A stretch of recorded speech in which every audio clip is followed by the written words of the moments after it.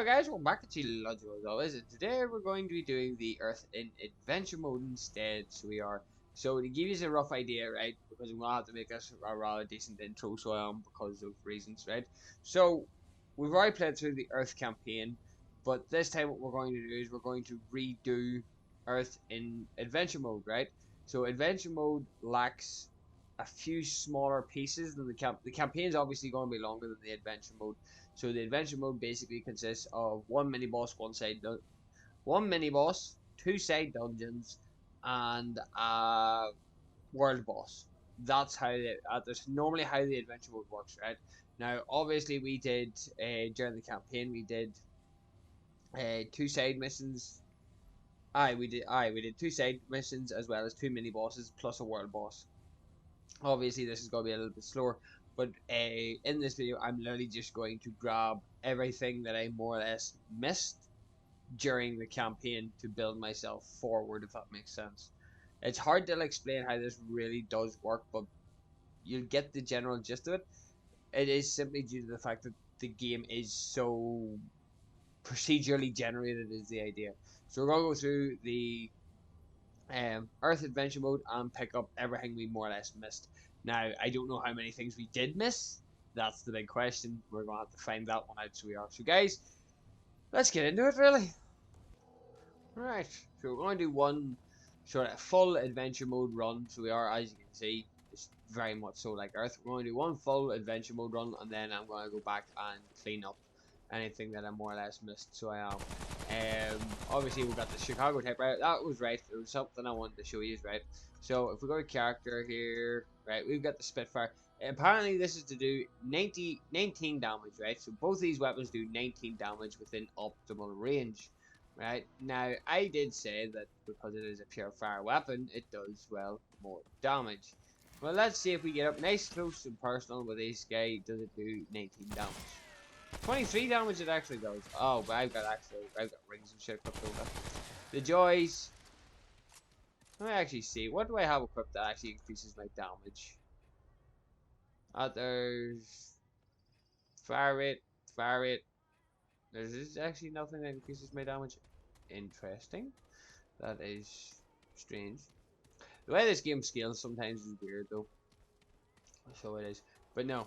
I want to demonstrate this here. So this is apparently meant to do the same kind of damage. But you're about to find out that this thing actually hits for a lot harder in its close quarters. Yeah, like this thing just melts. And I think the definition is, there's 24 damage. Whereas the Chicago type raid done 23, this one here does 24.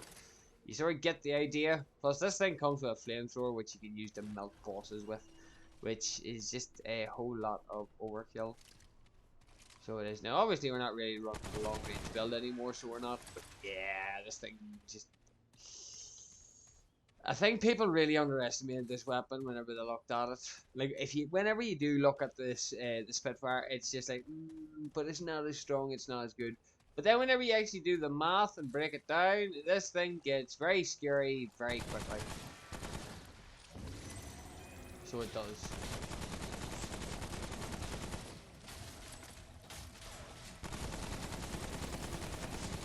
Yeah. Gets very scary very quickly. So it does. And he's I would say he is possibly one of the beefiest targets in the game. So he is. Oh, we got an item. What we got? What we got? Oh, Siege's Stone. Okay. I will happily take that. That could actually have some usability early game, so it could. So let's just take a look at our map here. So we're going to get the main boss the sub boss first, and then we're going to get two side areas after it, unless this sort of weirds out and extends miles on past, which we're going to find out soon enough. Oh no, it's a main boss. Who are the two? No, there's only one that does this, right? So we're up against, I believe it's Mangler. If we're doing this one, we have the Tangled Pass. Yeah, so I'm nearly sure it's Mangler we've got here, so it is, which should be interesting enough. Mangler is one of the, depending on how you get him, He can be one of the roughest bosses because he can do a lot of damage.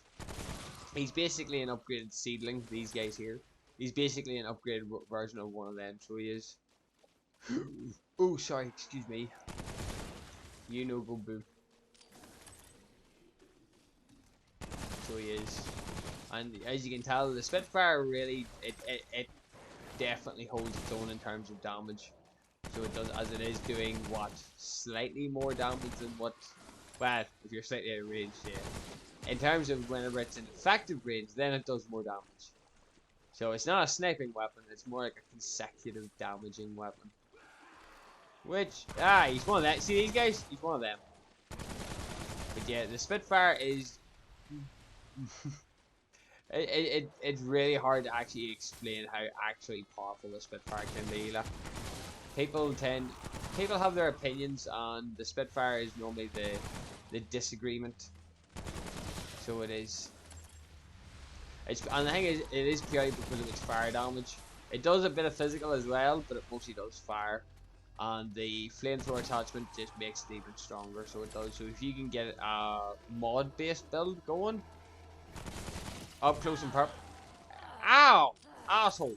You can get a mod-based build going. That flamethrower will rip through just about any boss. There's not much that can really survive it. Excuse me. No, that is not how this works. Right. We're also looking to see if we can find a couple of the unique items in the game too, because there are there is trophies that I am after.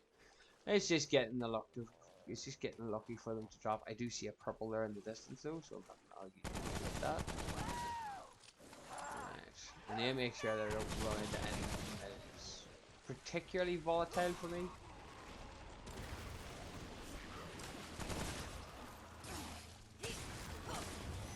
And of course, yeah, game, thank you.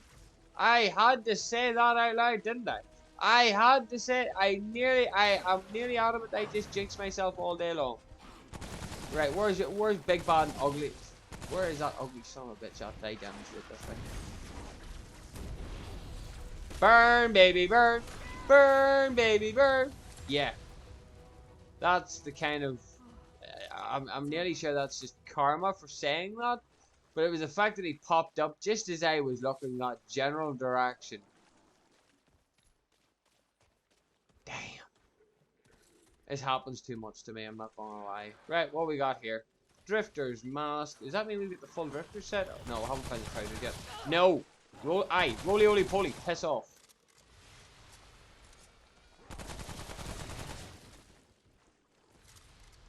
We need some forge, Darren, that's what we need. Bloody roly-oly-polies, but... No, and no, that's a free trade point activated. And we're finished this area. I would consider that survivable. I can live with this. So yeah, at this rate I'm nearly sure the boss is Zimangalair.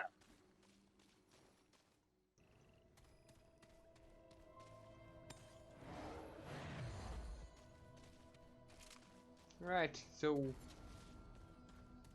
yeah, my judgment was correct. It is indeed Zimangalair. Alright, so this is where we have hot shots equipped. Now, in terms of combination, hot shots and this is going to be a little bit overkill. Unfortunately, I did waste my bloody flamethrower on the big chap, but we already seen how quickly that modes through it, like, so this should not really be too much worse. I should be able to just burn through his health bar. As long as he's not hardy, this shouldn't be too difficult.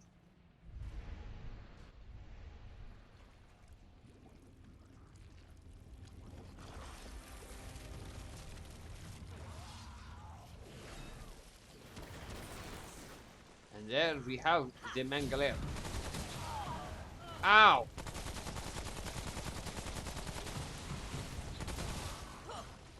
What? Why is it? Oh, he's got the enchanter prefix. You asshole!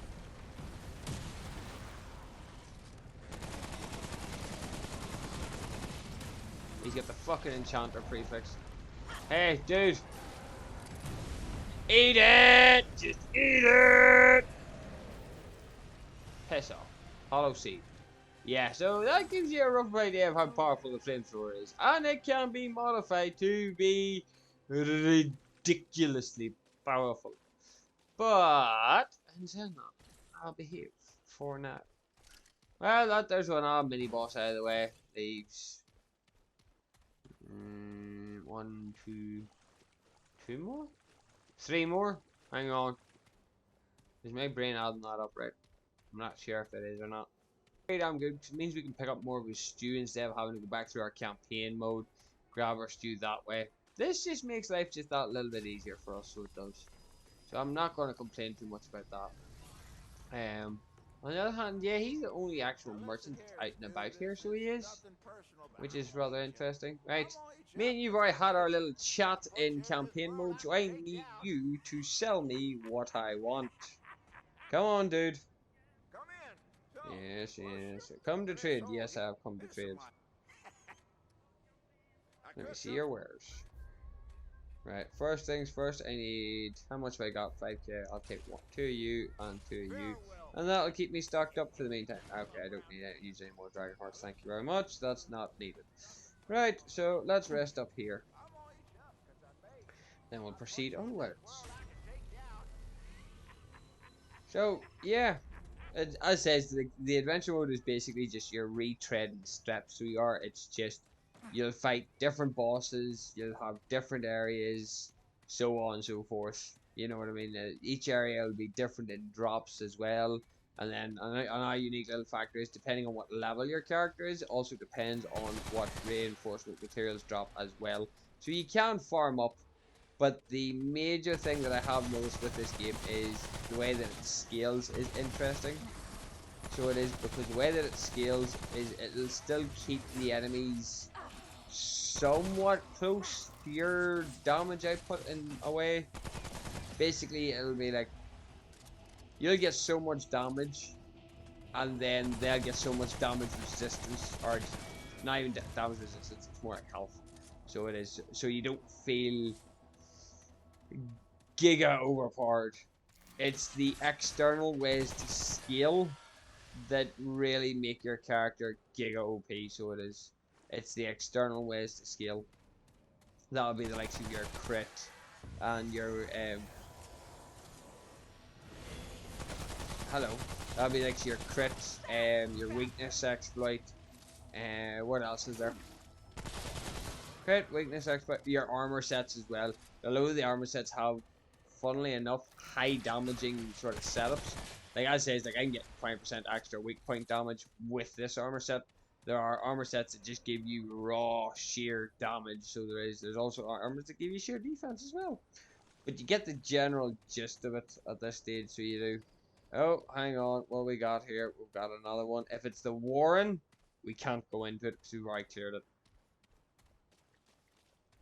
And I have a feeling it might be the Warren. See if I get this 2 times in a row. I'm either the luckiest man on earth or I'm just absolutely...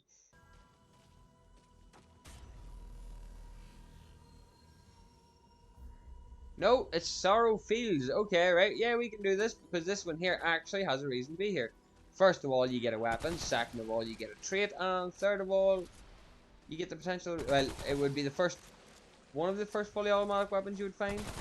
If you're not going a marksman build or a single shot giga tank build.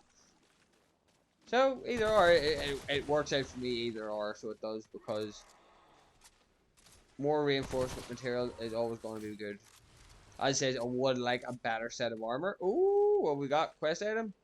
Monkey keys. Okay, right. I know what these are for. This is actually for this area. So it's a quest item. So it's basically, yeah, enter the safe house. Which we will all... No, I don't think... No, I think we all might already have the trade point for doing this quest. Which is the enemy awareness one. Which is a weird one, because I don't really think... Is stealth really a thing in this game? I wouldn't say so, due to the fact that you don't exactly get silenced weapons. You know, if you know what I mean. Like, you don't exactly get silenced weapons. Roly-oly-poly. Piss off. See, the reason why the reason why I love the Chicago typewriter is just its DPS is absolutely off the charts. See, especially late game, it becomes something that is ridiculously scary. With the right mods as well. See, with the right mod, oh my god, this thing can absolutely cleave out damage. Like it, in fairness, I do have a tendency of finding people comparing this weapon to the beam rifle. I'm happy I've chem supplied because I don't know why I keep getting hit by them guys. So I don't. It normally gets compared to the beam rifle. Beam rifle, I'd say, in terms of raw accuracy, yeah. Like you're not gonna lose it as long as you're pointing. It's a beam. You know what I mean? It's one of those weapons. As long as you're pointing at your target, it should hit your target, and it does good damage. So it does. It is. I would say it is one of the stronger ones, and it does get stronger the more you keep the beam on them. That there's more like a consecutive bonus, which there's an armor set that does the exact same thing for every other gun in the game. You know what I mean? So whenever it comes to strict comparisons, my money's normally on the typewriter, and the reason why, okay, that was actually a legendary dodge. And the reason why it's on the typewriter is purely for its 80 round base. Right? What is spawn? No, it's not what it's spawned. It is what is alright here. I need you to die like now. There's another one. No, that's actually no, that's the same point. Right, I need you to piss off for 2 seconds.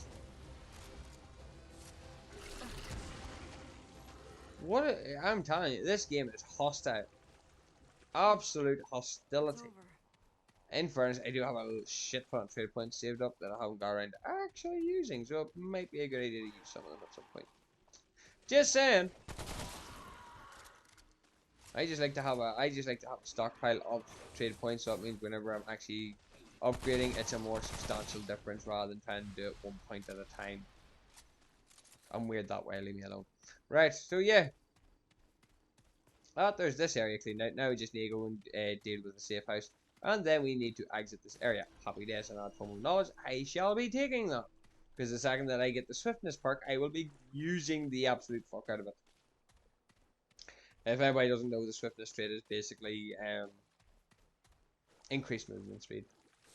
Oh, I don't get it until way later, don't I not? Shit. Well, that's a bit of a kick. I really need to learn to play this game sometimes. To keep pressing X whenever I should be pressing square. Like. Right, let's go in here. Use this key. Monkey key. I think we might already have the trait for this one, to be fair. We're about to find out, to be fair. We also get a gun. No, we don't. There's our spirit. Right. Scrap is always nice, so it is. So that there's the trait that the ex-cultist starts with. So it is. And the assault rifle. So the assault rifle would be the first major sort of firearm that you would find. So it would be. So let me see here. What does Spirit do? I think it increases the amount. Mod power generation. So basically it increases the amount of generation that you get, which is pretty damn fine whenever you think about it. So, now we head back the way and continue on with our progression. Alright, now continuing in the other direction.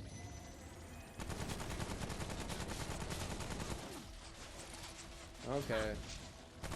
Big dumb, big. Hey, asshole. I need you to die back now. Sorry, but Hot Shots is just possibly one of the most broken mods in the game. As long as they're not immune to fire, like Singe. But I think Singe is, funnily enough, the only boss that is immune to fire. Hot Shots will just add, I just keep adding on more and more damage. Hot Shots is, I would definitely give it a high rating. Like, it is definitely one of the most powerful now. So Hot Shots just makes the game, well, a lot of the early game easy mode. Simply just due to that fire stacking ability. So it is. I'm keeping an eye out for items here because there is items that I do need to obtain to proceed onwards. Oh, okay. So sorry, but apparently this adventure mode has royally boned me, so it has. So it's only given me one side dungeon. Okay, thank you. Much obliged, you know. Well, at least the game was nice enough to give me the second world boss for Earth. Which just so happens to be the end. I'm not, in fairness, I'm not, with hot shots, I'm not too scared of this boss. The only thing with this boss is he can proc the rot real easy. I've got 40 seconds left in those buffs.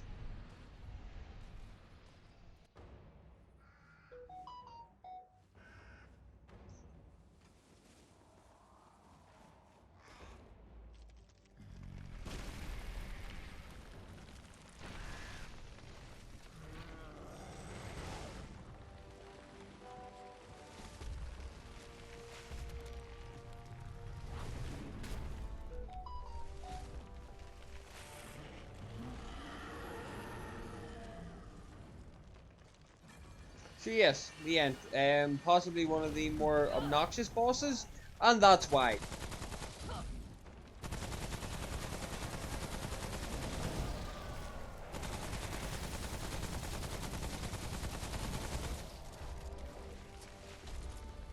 Go on, open up your back there. Oh, piss off with the rot bombardment, you asshole. Yeah, that's my first death. So yes, the end definitely made me eat my words on that one, so he did. Oh, I rolled way too early for that, so it did. The end definitely made me eat my words on that one, so he did.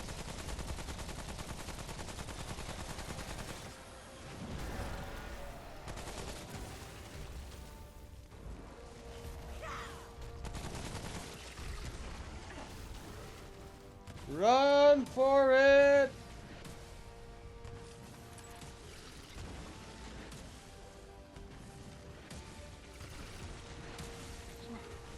As long as you run, you should be safe. Oh, I get close enough to him so I can use this fucking blowtorch on him though. Oh, of course you have your bullshit stun. No. Right, yeah, reload. Woohoo! Somebody's not in a good mood. Yeah, me. He killed me, and now I want revenge.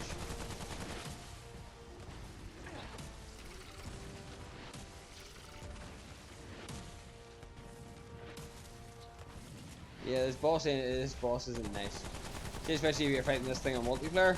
This thing can be a royal pain in the ass because his health bar is absolutely bullshit huge. Oh, he got lucky the first time, he didn't get lucky the second time. Simple as. But yes, that brings us to an end of the adventure mode. So there's sort of the general idea of what adventure mode's going to be sort of like whenever I'm doing the further videos. I will not be doing full videos on the other areas. I'll literally just be covering these side areas because this is bar a couple of extra crates that we've got. That's more or less it. Like scrap. We're going to get scrap and then we're basically sent back home. Like look at this. Like there's nothing. Funny enough, there's actually nothing here. That is actually insane. There's not even like a homeward, so there isn't. Right, so I'll meet you back on Ward 13. Right, so while we're here, we're gonna go take a look and see what mod we got as well as what boss item we got because we did kill the Ent and we already demonstrated what we got off of the Singe. Now, obviously, I will be demonstrating a few other things later on. Let's trade. So obviously we got that off of Gorefist, we got that off of the Shroud, and then we got that off of the Mangler. Then there's also this bad boy here, the Spore Bloom, which we get from the Ent. This thing here hits like a truck, right? And the reason why is that it is a single shot weapon.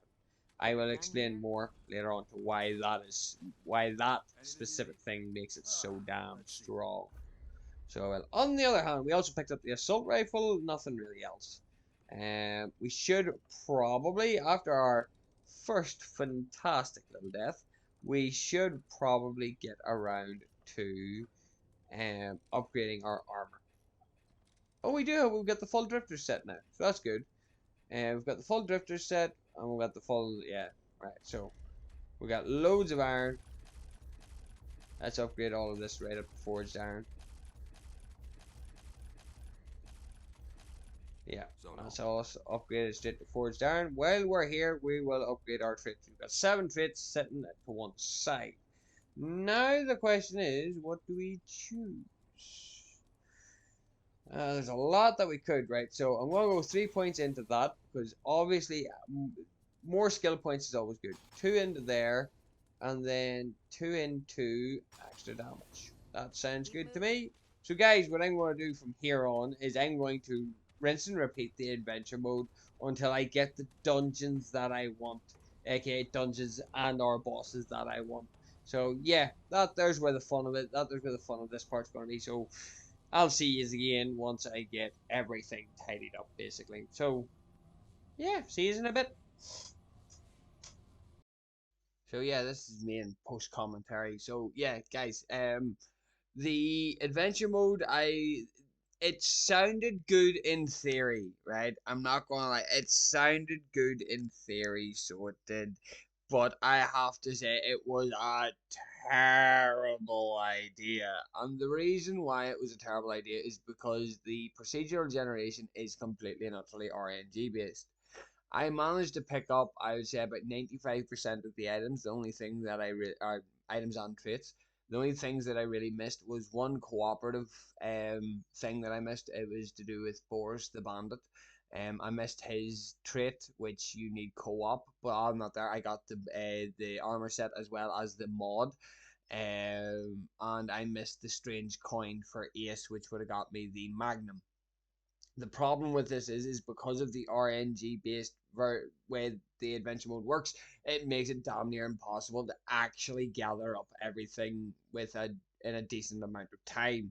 Yes, okay, whenever you've got the later on traits, the likes of swiftness, world traveler, and recovery to increase your stamina recovery, yes, you're able to move through the game a whole lot faster. But in saying that, whenever I was doing this here, I think I've got about 6 hours of footage. Like I must have ran the Earth biome must have been at least 20 times. So it must have been, and I still didn't manage to get everything, which I'm kind of miffed about. But I did try, so I did. It's just grinding for 6 hours to not get everything can be a little bit of a headache, so it can be. So I do know that I'm repeating myself because I've already recorded ROM at this point, and I do know that I'm repeating myself. But I basically go off on a rant whenever I'm in ROM, so I am. So just to give you a heads up, you are going to hear this twice come out of me. But basically, it was a case of it was a good idea that turned out to be a really fucking stupid idea. So it did. Yeah, I got one really strong highlight out of all of it, and that was against Riptide. So, guys, I hope you all enjoyed. Please like, share, and subscribe. And, guys, I shall see you all in the next video. Bye.